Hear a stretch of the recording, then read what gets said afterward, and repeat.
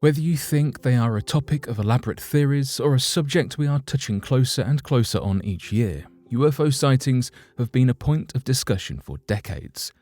From people thinking aliens are coming to investigate Earth to pose a threat, to people thinking UFOs are just planes or lights, there are a wide range of opinions.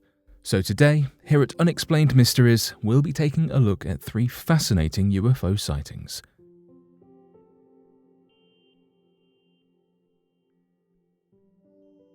Mexico Air Force captured UFOs on radar. The Mexican Air Force stumbled across an unusual encounter when conducting routine surveillance.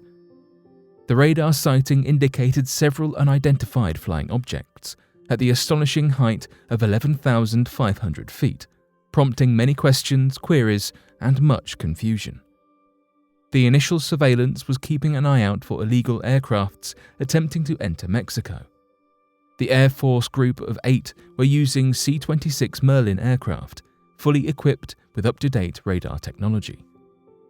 This radar infrared device is considered conventional and a standardized, trustworthy piece of equipment, with reliable detection immediately ruling out many people's suggestions surrounding faulty equipment. Unfortunately, neither the Air Force crew nor the mission coordination with air traffic control were able to provide visual confirmation with the radar indicating objects moving by, but no members of the team being able to see these objects firsthand. Despite this peculiar development, the Mexican Air Force reiterated their full confidence in the machines aboard, with 2 radar systems providing the same information, both checked to have been operating entirely as designed. Luckily for us, the radar technology was fully set up with cameras, revealing a potential 11 flying objects that could be seen on the radar but appeared to be invisible or even non-existent to the naked eye. The media were quick to story, and the radar's images began to circle the internet, showing what looked to be 11 small circular objects weaving between the clouds above Campeche, Mexico. These images were greeted with eager eyes by the public, ready to suggest aliens and all sorts of bizarre explanations, with official reports steering clear of this speculation and conjecture. Although the objects in the images looked tiny, the flight commander of the mission suggested that the object could be as large as a 15-story building.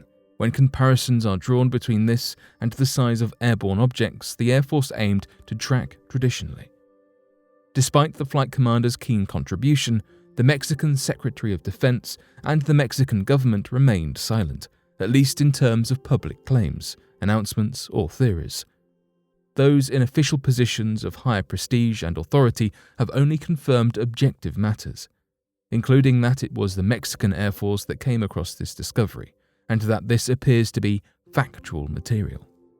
A peculiar result of this strange sighting is that only 2 months after this event, the Air Force commander and the Air Force regional director were demoted, being transferred to posts in lower ranks. Is this a result of expressing their opinions on these UFOs, or perhaps an entirely unrelated scenario? Whether you believe in the alien theories or not, the UFOs above Mexico were certainly present, captured in radar technology's photography, making this unexplained sighting all the more curious, and harder for the skeptics among us to refute. UFO Memorial, Ängelholm. In 1946, Swedish ice hockey player Gustav Karlsson not only saw a supposed UFO landing but interacted with aliens on May 18th. The ice hockey player has said that when he met the aliens, he was given recipes to create natural medicinal concoctions to keep himself healthy. Karlsson claims that it was this extraterrestrial interaction that gave him the knowledge and understanding to begin to establish pharmaceutical companies, both Allergon and Senil. Advancing modern medicine, through the advice of an entirely unrelated species, has been a cause for suspicion amongst many critics. Even those who believe in aliens and extraterrestrial life struggled to accept Karlsson's peculiar story, with the information he was allegedly given being thought of as outlandish.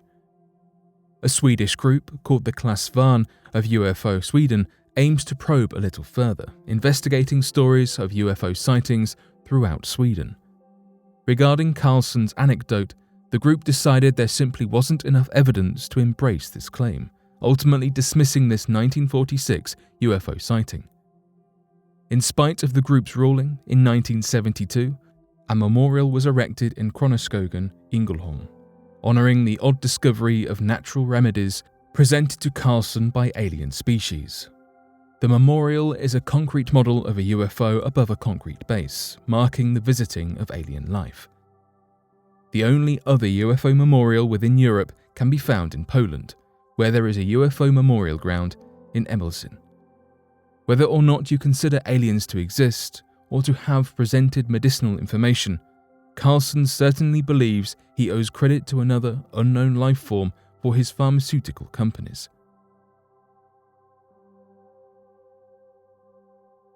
Childswitted UFO Encounter. The 24th of July 1948 saw an event that would become an infamous UFO story for decades to come. At 2:45 a.m., two pilots were carrying out a standard flight, flying an Eastern Airlines DC-3 with 20 passengers aboard, only one of whom was awake. This completely ordinary flight was about to make history. At 2:45 a.m., the plane was flying over Alabama, approximately 20 miles southwest of Montgomery, when something unusual took the pilots by surprise. In an official statement, Childs, one of the pilots, described a wingless aircraft that disappeared into the clouds above, as appearing in front of them, giving the pair an awfully close encounter with the potential spaceship. Childs stated there were no winds present, and that craft had been fairly large with 2 rows of windows, which indicated an upper and lower deck. He described a bright light coming from within the UFO's interior. This report aligned very clearly with that of Whitted, who has added that the object was cigar-shaped, reaching 100 feet in length. The pair saw this craft for about 10 seconds, grasped in confusion, shock, and awe. Fortunately, there was another witness to this strange happening, with one passenger remaining awake who described seeing a bright object shoot past his window, though he offered no further description. Within just hours, the pilots had drawings sketched out and were sharing their remarkable, albeit puzzling story in both the newspaper and in radio interviews, with headlines the following day reading, "Atlanta pilots report wingless sky monster." Within these media appearances, the pair detailed that the encounter had been uncomfortably close before the spaceship simply zoomed up into the clouds. The president of Boeing Aircraft, William M. Allen, explained that the men's description of this mysterious object did not align with any US crafts or machines. This was soon followed up with the General George C. Kenney, confirming that the US Army did not have equipment like what the pilots saw, but how he wished they did.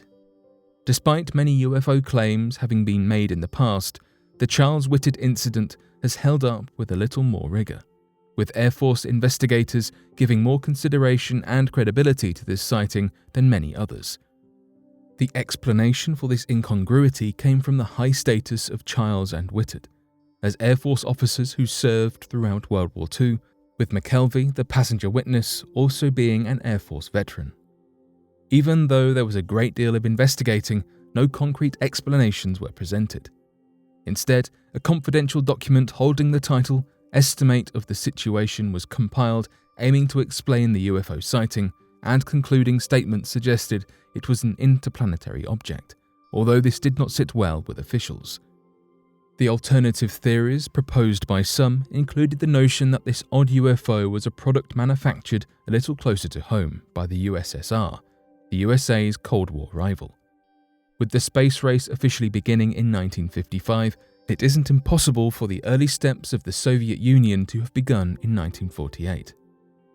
Other ideas to explain this UFO sighting, without reverting to a frightening interplanetary solution, include a weather balloon, a mirage, or according to the final Air Force conclusion, a fireball or bright meteor. A possible answer to the question, what about the lights, is a theory known as the airship effect, in which unrelated lights and imagery may appear to be part of the same item, especially within the night sky. Nonetheless, with dozens of new ideas being pushed forward, Childs and Whitted stuck to their initial tale, with some slight amendments. 20 years later, in an interview, Whittard elaborated on the original account, suggesting that the object didn't dash into the clouds, like the duo had said at first, but rather disappeared on the spot, without a trace. Even 70 years later, we remain puzzled as to the genuine events of the 24th of July 1948, and maybe we will never know what the two Atlanta pilots saw. If you have encountered alien life yourself, wholeheartedly believe these stories others share, or are completely cynical, there is an angle for you to take when looking at these unconfirmed and exciting UFO instances and sightings. Perhaps there will be more to follow, or maybe alien life will make contact with us here on Earth.